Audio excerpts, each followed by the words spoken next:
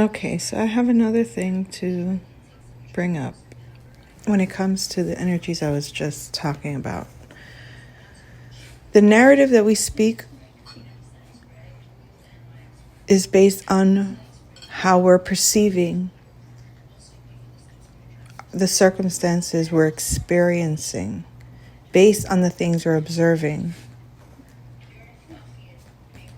So if what you're observing is validating what you believe,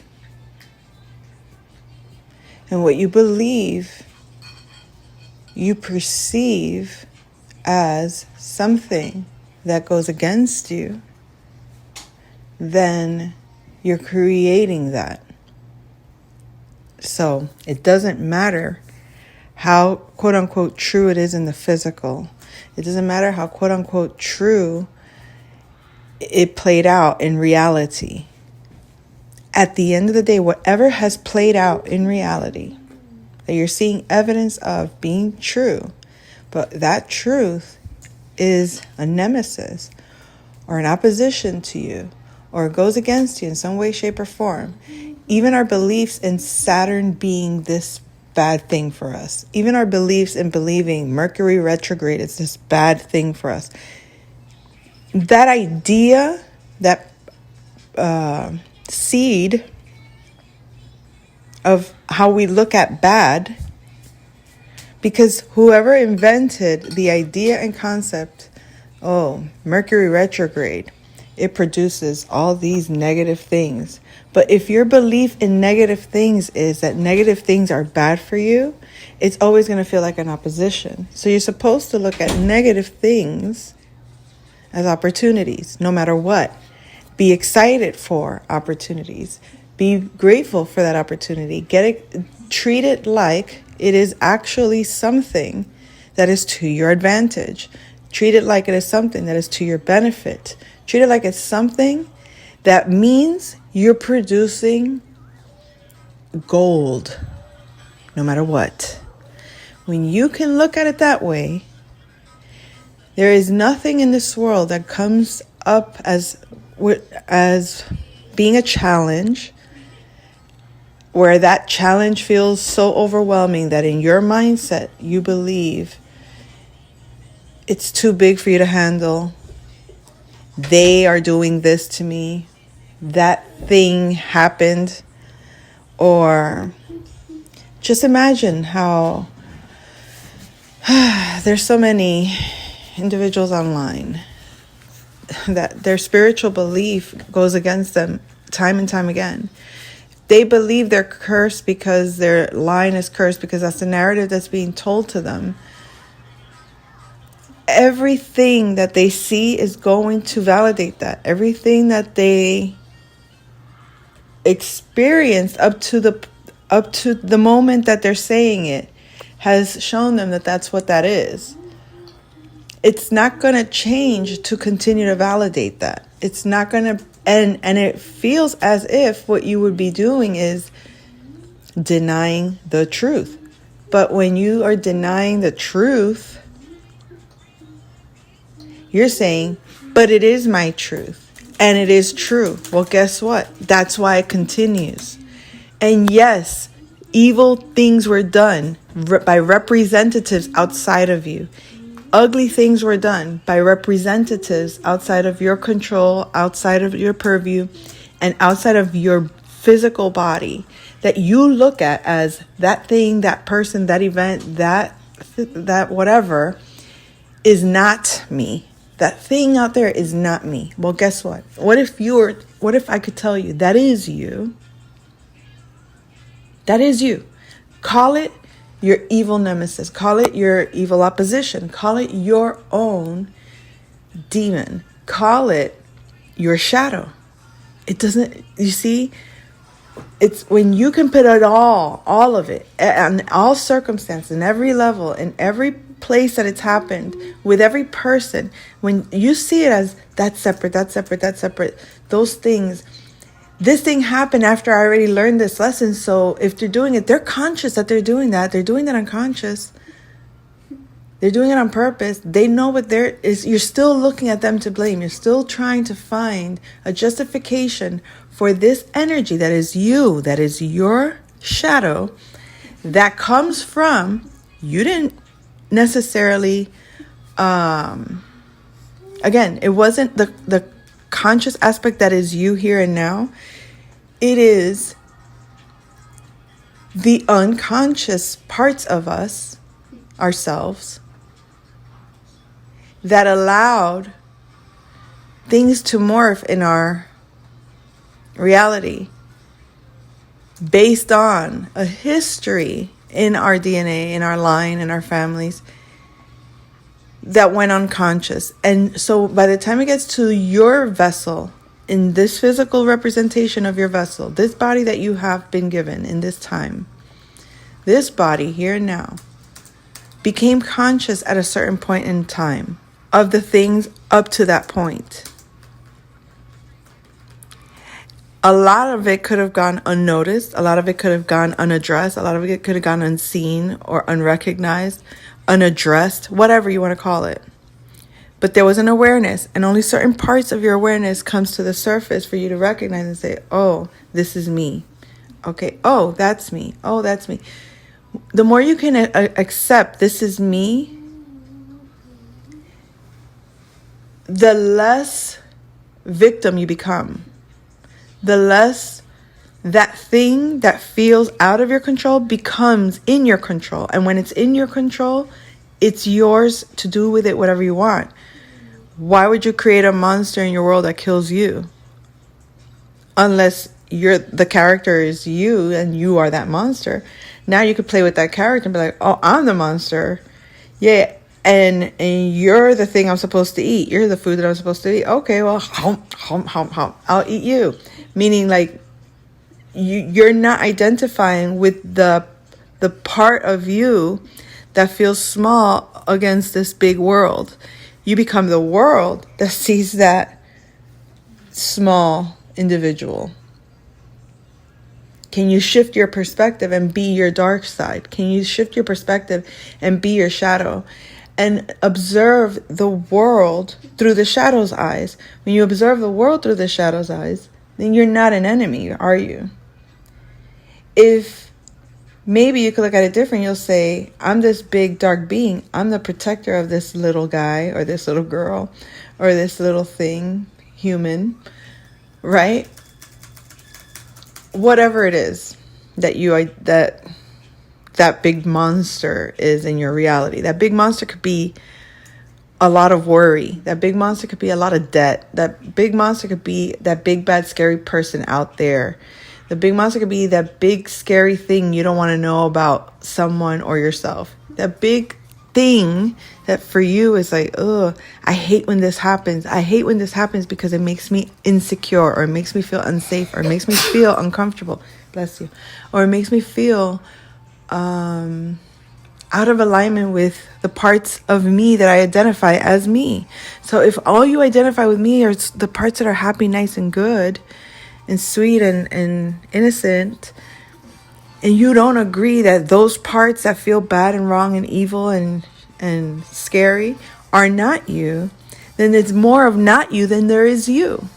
So become more of the not you. That means be more me, get more of your me as me, identify more of yourself with those parts, and enjoy it. Don't look at it as from the perspective of the part of you that is afraid of that. Look at it from the perspective of you that isn't that anymore. You're not that, okay? So now you're this big thing.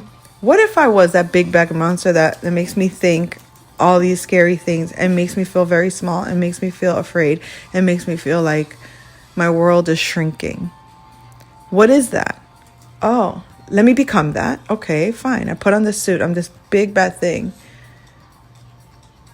What if I changed that idea that thing is out to get me? What if that thing is protecting me? What if that thing is just is keeping me covered from other things out there that are not to my benefit? that are not to my advantage, that are not for my good? What if that's what that's doing? And because now I am the observer of that, or now I am the one looking at that situation, I can actually say what it is that it actually is. I don't have to wonder and wait for someone to tell me what that actually is, to define it for me, to label it. The shadow is whatever I call it. My shadow could be the greatest power I've ever embodied. That big monster that the little me looked at and was afraid, was running from, was thinking, oh my God, this is gonna devour me. It's going to eat me up alive. Whatever that is. What if that's never been the purpose of that monster? What if that monster was never supposed to go against you? What if that monster was never... What if the idea and the concept itself that we've been programmed to witness on TV, and whenever you use the term monster, the devil, that whatever, that disaster, all of that, that shadow was the first fear. When the cavemen first found fire and they saw their shadow, they saw everyone's shadow, shut it down, turn it off. We don't want to see it. It's too scary to look at. It makes me so anxious. It makes me so uncomfortable. It makes me feel so unsafe. Why? Fear doesn't feel comfortable. But remove yourself from the space of being fearful. Remove yourself from being the one observing the shadow. If you are the shadow, put yourself in the shoes of the shadow. The shadow just came about when the light turned on. I'm here. Why are you looking at me like you're scared of me? Oh, is it because I'm so much bigger than you? Is it because I'm so much taller than you? Think of the bully. When the bully realizes people are afraid of them. Or when the individual that becomes a bully first gets a glance of what it's like to be the big scary individual. Imagine the energy of, this is fun. I could play with this. I can do something with this. Look, watch them run. I've watched so many bullies on so many levels, and to me it was always so scary, oh my God, that's so cruel. For example, online yesterday, this is a video I had seen, or a meme, I think, no, a video that I had seen months or maybe a few years ago. It's about this little kid, and the parent put one of those ugly, crazy looking, crazy-eyed filters on the kid, and they recorded the kid's reaction looking at himself in this image that is so scary, because he's all happy and smiles, and he sees his reflection, and what he sees is this monster. He sees himself as a monster. He sees himself with these big eyes, with this big mouth, and he's crying, and he's looking at his mom and his dad, and they're laughing, and he's waiting for who the fuck is going to rescue me from this monster. Why do I look like a monster? Why are you people laughing at me? Is this really what I look like? Is this really who I am? Is this really how you see me? Is this what people see when they look at me? Imagine. And then they're in their mind, the comments that were coming up, kid ain't even going to remember this. Really? You think so, huh? Okay. How do I remember my mom taking my shirt off at an airport and changing it because I had it inside out or something like that, or backwards? I was 1 year old. To her, I'm just a cute little baby in a diaper that she takes the shirt off real quick just to flip it around again. But I knew what that experience was. I felt like shit. I was humiliated. I felt awful. I couldn't look at the fucking people at the airport. I was so ashamed of that. Do you know what that does to an individual growing up? If that seed gets planted, that fear gets planted so deeply rooted into their conscious, actually, into their subconscious, but you're conscious of it in the moment that it took root. Many people can be like, that kid ain't gonna remember. That's not a big deal. If the fear is big enough, you best believe it will wake you up. And that little kid became conscious in that moment. You could see him looking around what the fuck? Now, some people can possibly say, that's a good thing. It's good that he becomes conscious of himself.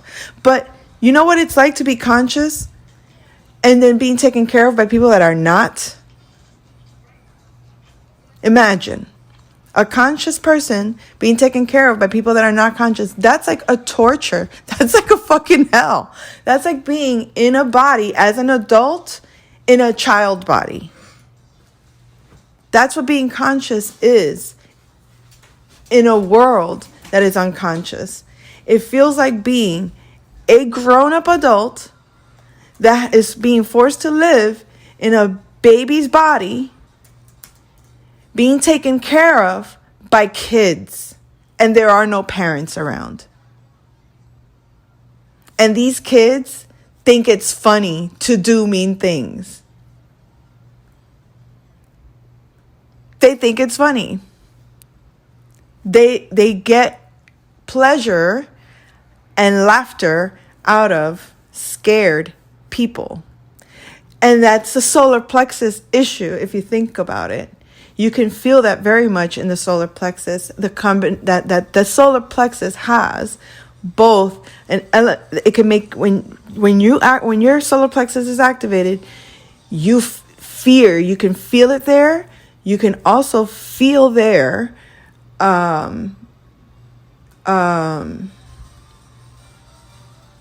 When you laugh, like those real, like they call it the belly laugh.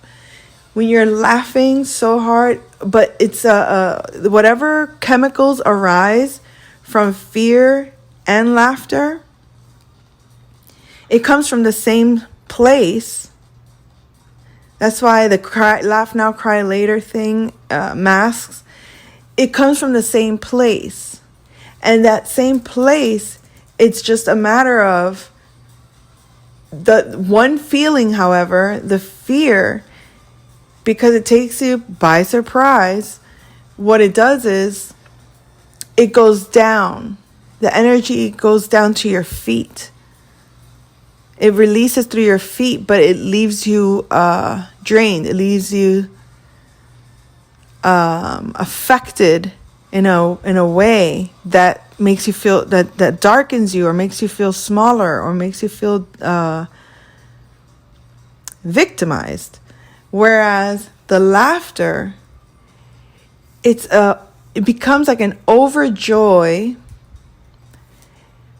On the positive, you could say that it becomes like an overjoy of witnessing that energy and not reacting to it.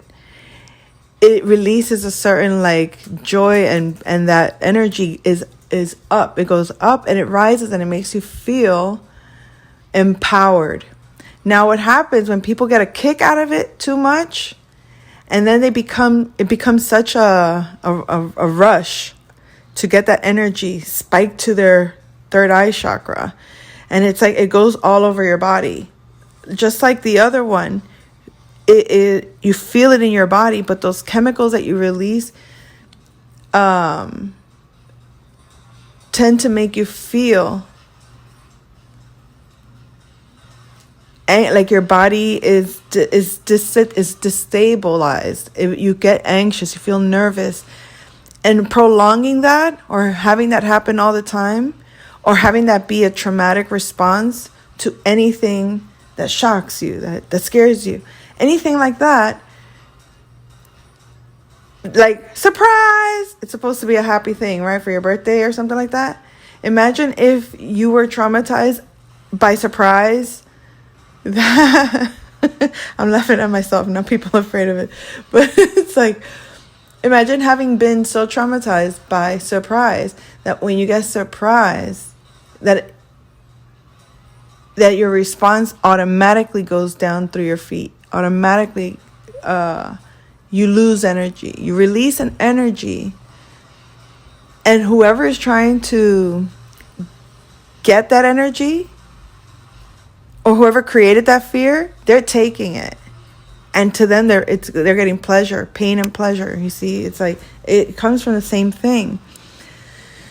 So back to the point that I was making. So certain people, like narcissists, will get such a rush off watching people in that, and then they'll make light of it, because once you've kind of grown out of fear, meaning like you no longer identify things, no longer, like, let's say you can say you have faced some of the scariest things that you can face in your life. You've dealt with, you've been through, like if you can say, well, shit, you've pretty much confirmed everything that possibly wrong that could go wrong. Like, or, you know what I mean? Like, or how do I put that? No, let me see. Sometimes you get so jaded in life, or you get to such a place where, like, my God, how much worse can it get? You don't want to ask that shit because it can get worse. I mean, but if the worst that you could have imagined didn't kill you or didn't destroy you fully, right? Then you kind of realize, like, oh shit, like I can move forward in life where fear, because the fear isn't the situation. The fear is the surprise of it happening, taking you off guard. But when so many things that come to you are really like for example, oh, you lost everything. Like the shock of that, I guess is the main point of fear I feel. When the shock, it first hits you, it's that feeling that people react to, that people avoid, that people don't want to experience. Because the shock itself doesn't feel good. It feels so bad that people can't accept it or don't want to deal with it or don't want to face it or like it's like the thing, the shoe, the other shoe drops kind of thing. Oh my God, this is so good. Okay. So imagining the caveman again, looking at the shadow, freaking out, wanting to turn off the fire. Like, no, the fire is to our benefit. We have to overcome our fear of that. We have to understand that. We have to look at, what is that shit? Why does it move every time I move? Why does it do everything I do? Why is it that the closer I get, the more it looks like me? Why is it the farther I get, the more out of proportion it is, or the more distorted it looks, especially if the fire is moving and it's, casting a big shadow. So, you realize, every time I turn on the fire, I see this shadow. Every time I'm passionate or something bad happens. Every time I laugh, something makes me want to cry. That polarity ends the moment you no longer are surprised that a shadow is always there where there is light. So whenever good things happen, there's always going to be something that wants to be there to disrupt that happiness. It only takes you by surprise when you don't know that it's supposed to be, when you don't know that it's one and the same, when you don't know that it's there for a reason. The shadow is there to realize your own power, for you to be able to venture out with clear sight. When you go out, that's why I mentioned the third eye, because it's like, think about it. If they turned off the fire in the times that they were cavemen, then they'd be afraid to explore out there. But they weren't afraid of the darkness when they didn't have light. They were hunting, gathering, and protecting themselves. They navigated the darkness under the moonlight, and effectively.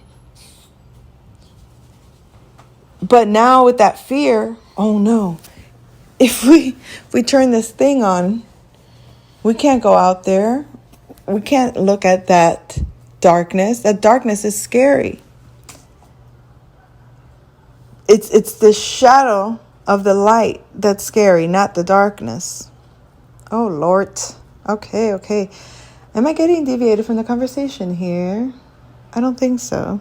But okay, I'll continue.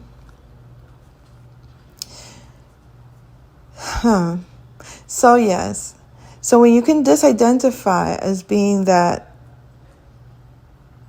caveman looking at their shadow, and you can actually be like, let's watch it. Let's look at it. Let's figure out what this is. Or when you can come out of that little child state and realize, what if I was the big scary thing? Would I find humor in it? Can I find humor in being the big scary thing, like in seeing other people be afraid? Why would I find humor in that?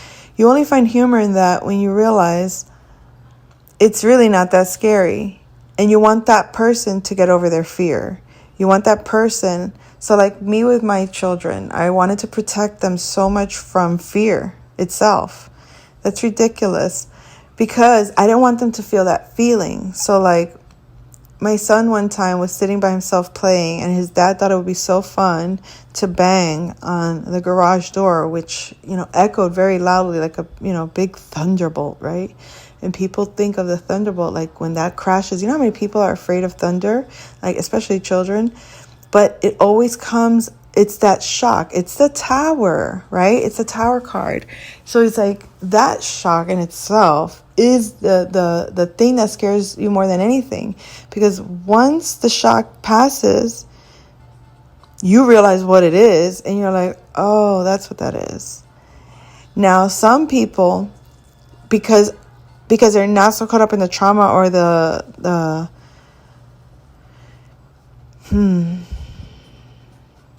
you have to be able to get out of the reaction of it and be able to, in order first to see yourself become it. And once you can become it, you can watch, what is the joy of that? Like, how can I see joy in that? What is the purpose of that? Like, what's so funny about it? And then you laugh with it. You try to find the humor. And then you can kind of see and be like,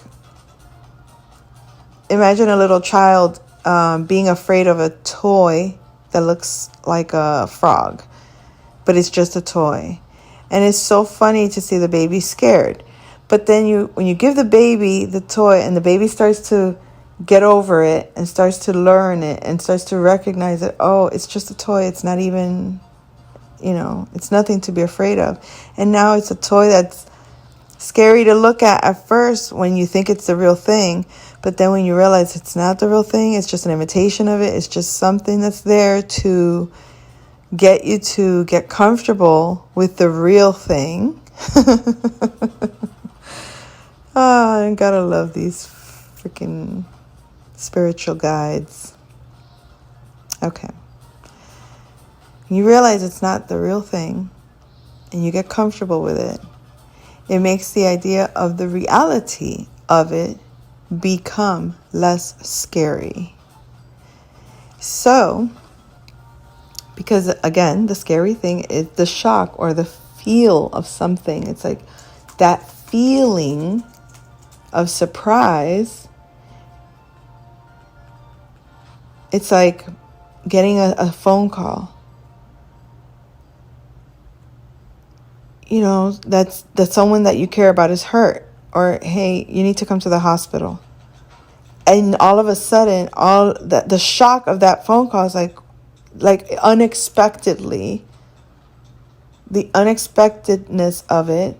What's the matter? What's wrong? What happened? Like something that you think you can't handle, something that you think is going to take you over, and you're going to just lose control of a situation that you can't fix, something you can't handle, something you cannot remedy. That's false. Because again, when you overcome the fear of death itself, I guess you would say that would be the ultimate fear. And not that I would even want to imagine or think of it, or anyone that we love, unexpectedly being taken from us, that on any level, in any way, even expected, is hard to deal with. It's very hard to deal with. It's one of the most difficult fears to face or to accept. But it's like, what do you learn from people that have lost people that they love, that they, could never have imagined living without? And they lose them. And what do they accept eventually? Or what happens eventually is that they have to accept it, right? They accept it because you can't change it. They've even said that a relationship that ends can break you more, debilitate you more than a relationship that ends through a death. Because death feels, or we think death is so permanent that we have no choice but to accept it. And so in that choice to accept it, we're able to move forward. We may not be able to move forward with as much enthusiasm or as much, it might take a long time to get over it, whatever the case might be. But eventually, the majority of people recover and move on and accept a legacy or accept something beautiful that comes of the memory, or they create a new a ritual to celebrate the life that isn't physically there. But when you've come to a place where you understand that death is an illusion, that the physicalness of an individual's lack of being in your life, think of when the whole virus thing happened, how many people had to become isolated and far from people that they love, and not being able to spend time with individuals that they care about. That's very close. Or people that move to a different country and leave. That is no different than death itself. Because, yeah, we can have a phone where we can FaceTime now, but if the people aren't actually in your actual home with you, how long do you really go without seeing them, touching them, talking to them, laughing with them, hearing their voice loud and clear in your presence? How often do you have something like that? Like a very present thing, right? And it's like, so in my, for example, that's when I have those moments, they become like snapshots in my mind that I cherish so much because I know the futility of it. Or I guess what I'm trying to say is when you've experienced loss on different levels, but you've experienced them, you've learned to overcome them, because these things, the shock of, I can't change that, I can't fix that. There was a time in my life where I actually believed I can fix anything. Everything can be fixed. Anything can change. Anything can work out. But you start to see relationships that fade, and people are just so stubbornly not willing to change it or to make it better. And it's like you have no choice but to accept it and let it go, and accept that it died, and it'll never be that with that individual. But then you find out, oh, I could do it with this individual, and you never lose what you lost in that space. You just pick up from there and with someone that's there with you, and it's like, oh, okay, we can, grow a relationship that doesn't have to die, right? Or we can grow a business that doesn't have to end, because if one business fails and shuts down, people can get very attached to that. My parents had a grocery store, and it was like that era of my life ended when we left the city that we were living in, or the state that we were living in. And it was like everything that came with that, the memories, the lifestyle, the experience went with it. It's like we could have moved to another state and had another experience with another business or that same kind of business, but we didn't. It didn't happen again. And it's like, because something else was in its place, or something different, a new thing came along. So there was no mourning the ending of that. but we mourn the ending of things that we feel are permanent. So when someone leaves your experience, exits your life at the ultimate level of, someone passes on that you were attached to, you feel like that person is the only person that you can have that dynamic with. But not to say that people are replaceable, okay? Because that's what makes the physical experience so unique and so beautiful, is that a certain level of frequency, a certain level of energy, a certain level of attachment, a certain level of connection you gain with someone, you have that experience with someone that you cherish, and then they move on to a different experience in life. And missing them, you long for them, you wait for them, you realize that the love you have for them will always be there. It can't be forgotten. It can't be let go of. It can't be, you never lose that, no matter what. The people that you loved so dearly, they may have died out of your experience. They may have abandoned that exchange with you. But if you felt it, when you love, that currency of love never dies. And that experience, like those that you love, stay and remain in your consciousness. You may not see them in the physical. You may have to call them by the phone because they live so far away, but you can still talk to them. You may not physically experience them, but you're at least consciously experiencing them. And then those that pass on, you may not experience them in the physical, you may not hear them in the physical, see them, or none of those senses in the physical. But in the dream realm, you connect to them.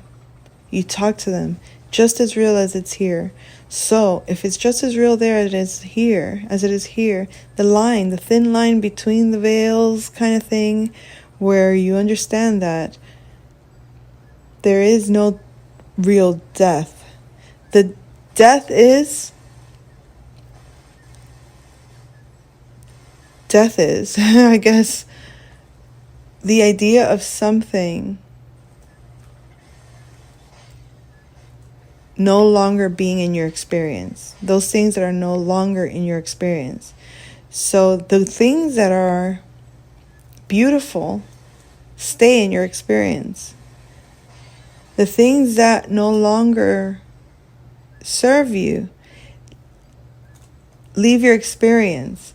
So maybe the physical body of that individual wasn't really necessary to be there, but the essence of them, the presence of them, the connection, or what you were growing through with them might continue because it's something that is part of your experience. And you may experience it through others. So even the cherished memories are going to stay there, and all these wonderful things will stay there.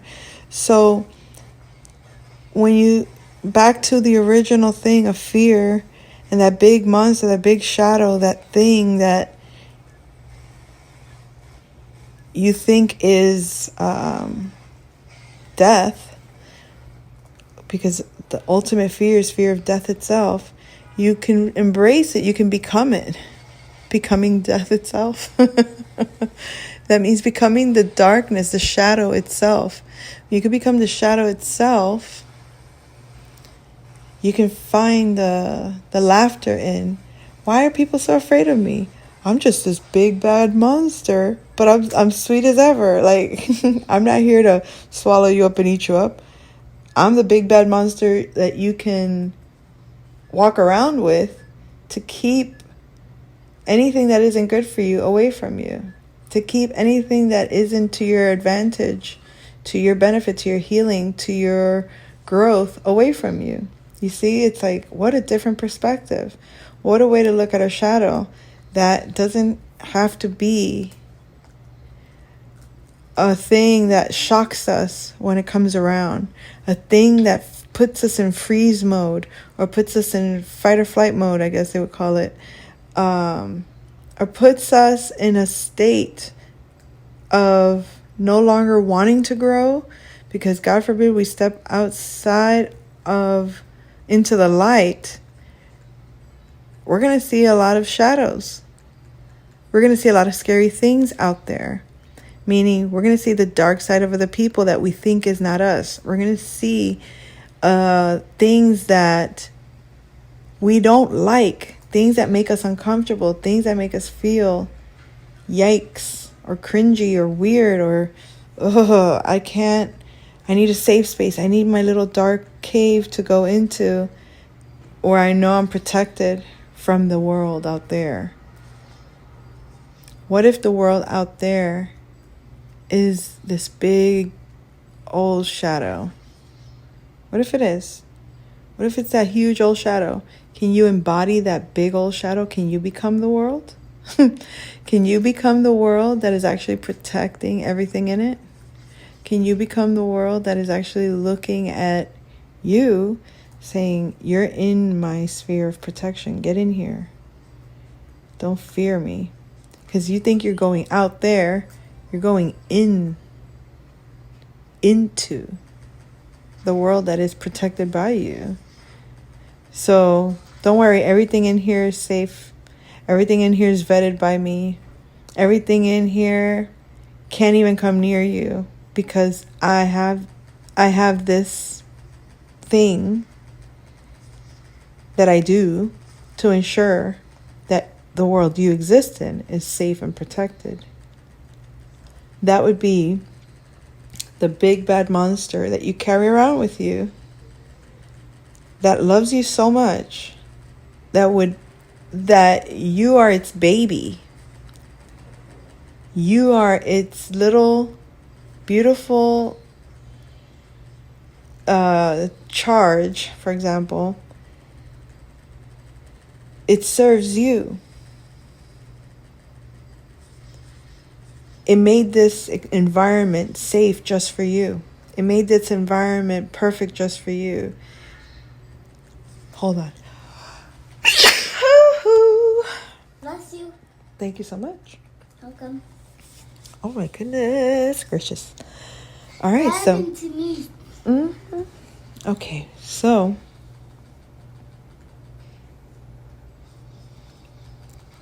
learn to release the whole idea of reacting to the things that shock you. And shock can also be or come by way of like the unexpected. Like, for example, you meet someone online, which has happened to me, and they're complimenting something you said or something you wrote, something you posted, something of that nature, anything positive, right? And then all of a sudden, conversation is going one way, and then suddenly they lash out with very harsh words towards you. That can shock you, or like, because it's like sudden you're like in this zone of vibing, and then all of a sudden, boom, this thing comes from left field. It shocks you. It's like the shock. That shock is a positive. It's waking you up from being in slumber, from not being vigilant. But if you were vigilant, you probably would not have even attracted something that was coming to shock you. You don't need to be shocked. So it's like our own inner mechanisms. We shock ourselves through other selves in order to awaken from being in a certain vibe where things can attack us. So like I said, when you become that shadow, you become the protector of yourself. And you don't have to become the shadow like and attack other selves, because those other selves were a creation of your own fear, unconscious. when you didn't know. You made those people the bad guys. You made those people the ugly ones. You made those people scary and ugly and whatever, to shock yourself, to remember not to be afraid, to remember that because you are protected, you forgot you were protected, or you forgot that the big shadow was your protector. You became afraid of your shadow, and in being afraid of your shadow, created all these monsters that you think are attacking you that aren't really attacking you. It looks that way in the physical world, but it's not really like that in the physical world. That's a representation of what was created in memories that you don't even, that you're holding, that they weren't even created by you. Some of these monsters were created by the first cavemen in your line of existence. You know what I mean? So like recognizing, oh, I am the shadow, and I'm protecting myself to such a degree that whatever comes into my field, it's already been vetted to serve my world. Whatever is attracted into my field is already good for me. Is already to my advantage. It's already to my benefit. Why? Because my shadow, when I was sleeping, already handled that. Already created everything it needed to create around me. This invisible shield that goes around me, that doesn't even allow the penetration of something that it, like, whatever is supposed to, quote unquote, go against me, doesn't reach me. Can't even come in through the doors. It's like the world that I exist in is safe. It's guarded. It's not for me to doubt, question, or review or supervise. I am that shadow. I am that protector. I am that thing. So if I say, I'm well aware of what's out there that doesn't belong in here, so we could see that thing from worlds away if it even tries to come for my babies kind of energy. So that's it, folks. That is my take on that. I'll come back with another message soon. Take care.